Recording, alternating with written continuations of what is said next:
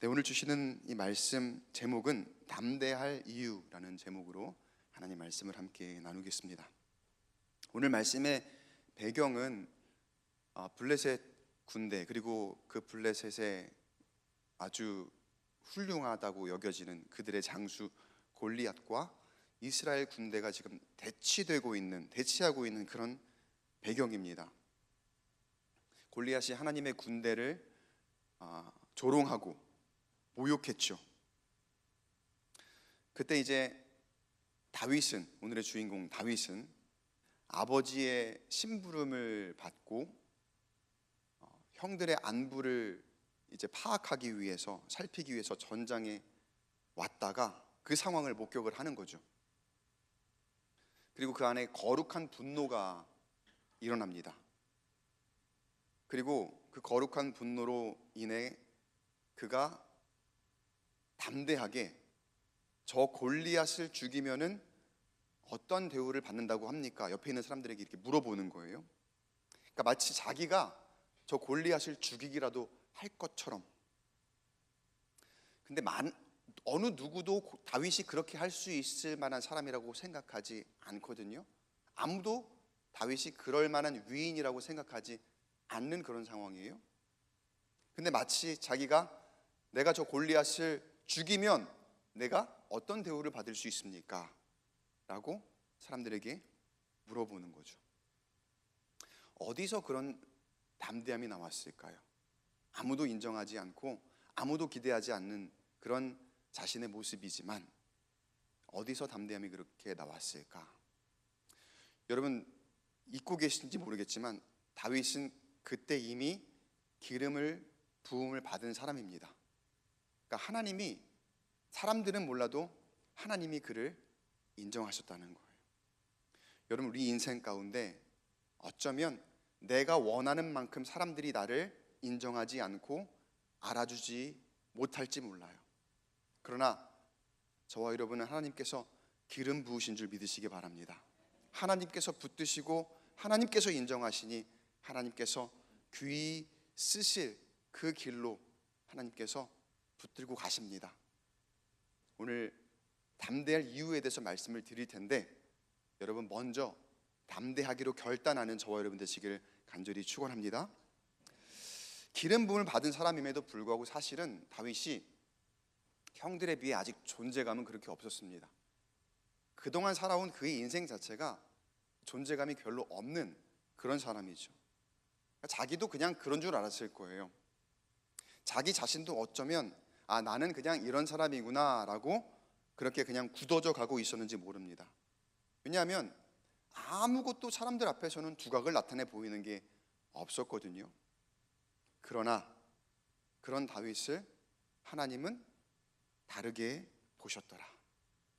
하나님은 다윗을 그 어떤 사람의 시선보다 하나님의 눈으로 더 크게 보셨고, 그리고 그 다윗을 크게 사용하신 줄 믿으시기 바랍니다.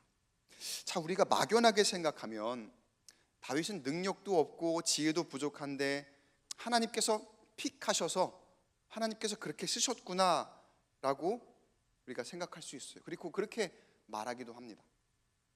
반은 맞고 반은 틀립니다. 하나님께서 사람들에게 그냥 그렇게 두각을 나타내지 못했고 능력 없어 보이는 그 다윗을 특별하게 보시고 쓰신 건 맞습니다. 그런데 뭐가 틀리냐면 다윗이 진짜로 능력이 없고 진짜로 지혜도 부족한 사람은 아니었다는 거예요. 하나님이 아무 능력 없는 다윗을 쓰신 것이 아니라 아무 능력 없고 지혜 없는 다윗을 어느 날 갑자기 그에게 하루아침에 초월적인 능력과 지혜를 갑자기 한 번에 주셔서 그를 크게 사용하신 것이 아니라 뭘까요? 다윗은요, 능력이 있는 사람이었던 거예요. 그걸 사람들이 몰랐을 뿐입니다. 심지어 부모도 몰랐죠. 부모도 다윗에게 어떤 능력이 있는지 부모도 모르고 있는 그런 상황이었다는 거예요. 어쩌면 막내니까 그들 가운데 어떤 고정관념이 있을 거예요. 막내니까 막내는 의뢰이 그냥 연약한 사람, 유약한 사람, 그리고 할 일이 정해져 있는 사람. 그러니까 애초에 능력이 있을 거라는 생각이 없었죠. 그리고 또 형들과 달리 막내니까 군사훈련을 받지 않고 늘 그냥 양을 치는 그 일을 고정적으로 감당을 했고, 그러니까 전쟁 경험은 당연히 없겠죠. 그런 다윗이었기에 당연히 싸움에 어떤 능력이 있을 거라고는 생각을 하지 못했을 것입니다.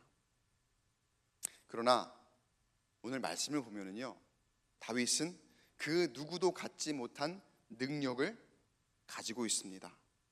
그리고 오늘 본문 말씀에서 그 다윗의 능력을 처음으로 우리가 알아볼 수 있게 돼요. 오늘 본문으로 본 말씀인데요, 사무엘상 17장 34절 35절, 이 말씀을 세번역으로 한번 볼게요. 세번역으로 한번 보시면은요, 제가 읽어드릴게요. 제가 읽어드릴게요.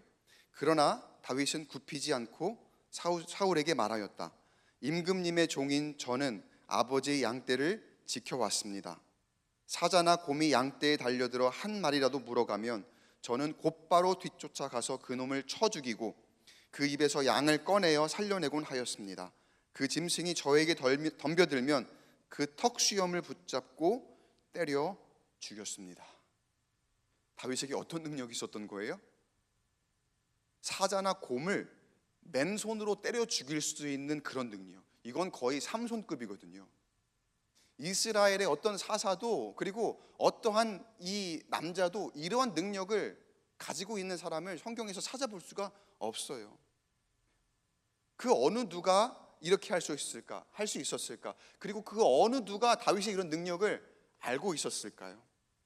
다윗의 아버지 이새도, 그리고 다윗의 형들도 아무도 모르고 있었던 거예요. 그리고 다윗은 그 능력으로 모든 이스라엘 군대가 두려워 벌벌 떨며 맞서지 못했던 골리앗을 상대로 나중에 결국은 승리한 줄 믿습니다.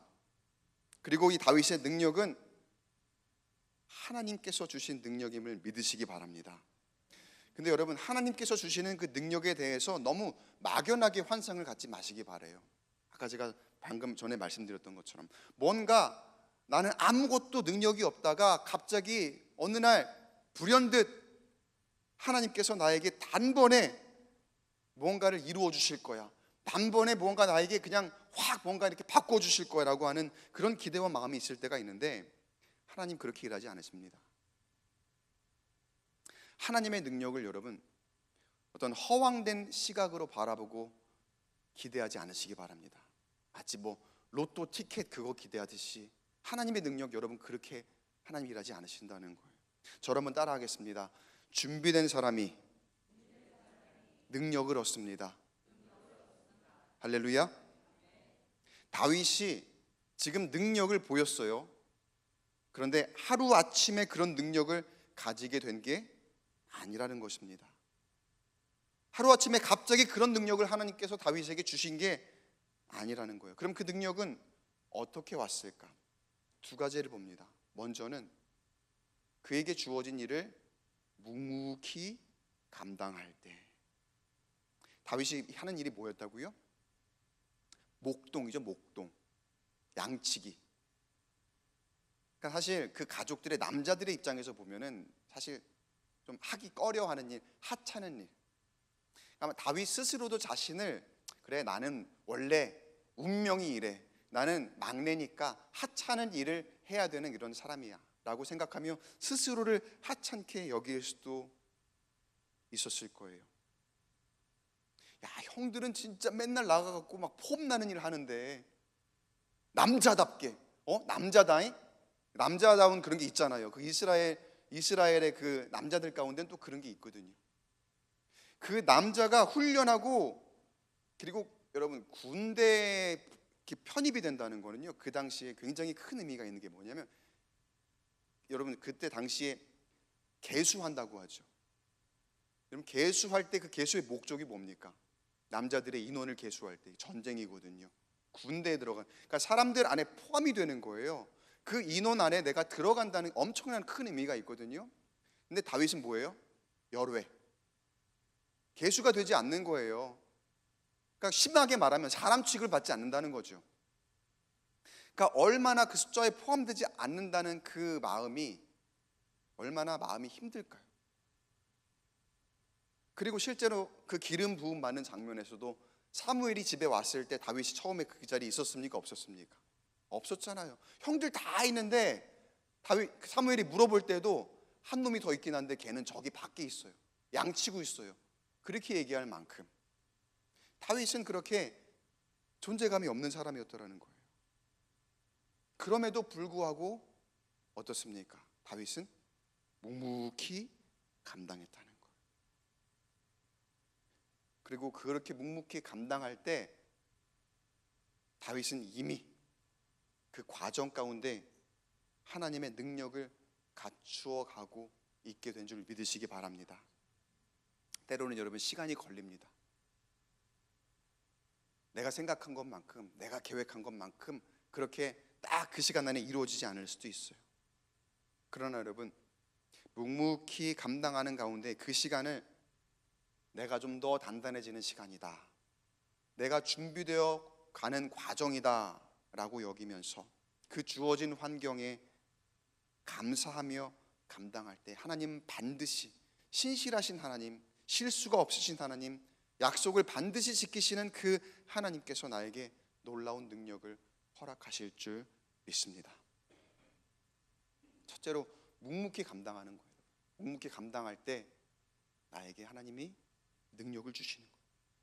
그럼 두 번째는 담대하게 감당하는 거예요. 담대하게. 내가 할 수 있을까? 또는 이게 내가 할 일이 맞을까? 크고 작은 일들이 나에게 주어지죠. 그러니까 내가 선택하지 않은 일이라 하더라도 나에게 이렇게 불가항력적으로 주어질 때가 있어요. 우리의 자녀의 어떤 그 모양이라든가 우리 자녀의 나아가는 방향을 부모 마음대로 안 되잖아요. 그게 어찌 보면은 내가 다 계획한 대로 되지 않는 그런 일들이거든요. 비단 그냥 우리 교회 안에 주어지는 나의 어떤 사역이나 역할, 그리고 사회에서 내가 행하는 일들 뿐만 아니라 사람과의 관계라든가 여러 가지 그런 모양들이 내가 감당할 수 없을 만큼 버거운 그런 환경이 주어질 때가 있고, 또 이게 진짜 내가 할 일인가 의심이 될 만한 그런 때도 있다는 거예요. 두렵기도 하고, 다윗이 내가 막내긴 하지만 내가 할 일 맞을까 그런 생각도 들고, 또 한편으로는 그 수많은 양떼를 아까 보니까 막 맹수들이 드글드글 그 주변에 막 이렇게 도사리고 있다고 했잖아요. 그러니까 그 수많은 양떼를 혼자서 지킨다는 그것이 얼마나 두려웠을까요? 그러나 하나님께서 다윗에게 주신 마음이 점점 시간이 가면 갈수록 담대해집니다. 그리고 그가 맡은 그 양떼를 지키고자 하는 그 마음이 그를 강하게 합니다. 여러분, 내가 주어진 그 상황과 환경이 내가 담대하지 못할 때 내 마음이 멀어지거나 아니면은 내 일이 아니라 생각하면은 내가 절대로 강해질 수 없습니다. 그냥 거기서 스스로 연약해지는 거죠. 그러나 하나님께서 나에게 허락하신 일이고 하나님께서 나에게 주신 일이라 여기며 그것을 내 마음으로 전심으로 돌보고 또 그 일을 최선을 다해 감당할 때 하나님께서 나에게 강인함을 허락하실 것이고 능히 감당할 능력을 우리 가운데 허락하실 줄 믿습니다. 그 양떼들을 바라보면서 이게 내가 할 일이고 하나님께서 나에게 부여하신 사명이구나라고 생각할 때 하나님께서 그에게 그 마음을 보시고 그 강함과 그 능력과 그 삼손급의 그 혼자서도 그 모든 양떼를 지킬 만한 능력을 허락하셨다는 거예요. 사랑하는 성도 여러분, 뜻대로 일이 풀리지 않아서 답답합니까? 오랜 세월 기도하는 것에 응답이 더딘 것 같아서 마음이 어려우십니까? 기억하시기 바랍니다. 한 가지 분명한 사실은 하나님이 여러분을 알고 계신다는 것. 그 어느 사람 몰라도 그 어떤 세상이 나를 알아주지 못해도 하나님은 여러분 알고 계십니다. 하나님 여러분 기억하고 계시고 하나님은 지금도 일하고 계시는 줄 믿으시기 바랍니다. 내 기준으로 생각하면 하나님 나 지금 충분히 준비된 것 같은데요, 나 할 만큼 한 것 같은데요 라고 생각되어도 하나님은 아직 하나님의 능력을 보이실 때가 아니라고 하실 수도 있어요. 바라긴 여러분 묵묵히 감당해 보시기 바랍니다. 그런가 하면 주어진 일에 두려움을 느끼거나 나의 일이 아니라고 여길 때도 있을 겁니다. 그러나 하나님께서 나의 앞길 예비하셨습니다. 하나님이 늘 곁에 계시니 담대하게 가보시기를 권면드립니다. 내가 할 수 있는 모든 것을 다 하고 더 이상은 내 능력이 아니다. 하나님, 나는 진짜 힘이 없는 것 같아요. 나는 능력이 안 되는 것 같아요 라고 생각될 때가 있을 거예요. 근데 여러분 하나님이요, 그때 개입하세요. 하나님, 내가 할 수 없는 그것을 능히 이루시는 분, 내가 할 수 있는 일이라면 그게 하나님의 능력이라고 내가 생각하겠어요? 하나님의 계획은요, 하나님의 능력으로만 이룰 수 있지 여러분 나의 능력으로 하나님의 계획을 이루는 게 아닙니다. 하나님이 개입하실 때가 언제인가 한번 잘 묵상해 보시면 여러분 내가 할 수 있는 데까지 끝까지 나는 최선을 다해야 돼요. 그리고 하나님이 개입하실 때를 기대하면서 내가 하나님 앞에 전심으로 매달리며 나아갈 때에 우리가 하나님의 그 계획의 완성을 바라볼 수 있게 될 줄 믿습니다. 한 가지만 더 말씀을 드리면은 지금 우리 교회에 던져진 화두가 하나 있죠. 전도입니다. 전도의 시즌이 왔어요. 우리 교회 올 하반기에 하나님께서 우리에게 던져주신 하나의 중요한 화두인데, 전도가 참 어려운 시대죠. 안 된다고도 참 말을 많이 우리가 하기도 하고 못한다라고 우리도 말을 많이 하기도 하죠. 근데 여러분 우리 말씀을 붙들고서 우리의 안에 못한다, 안 된다라는 말을 담대하게 내려놓고 하나님께서 나에게 능력 주시니, 아니 이미 주셨으니 그것으로 내가 묵묵히 그리고 담대히 행하겠습니다.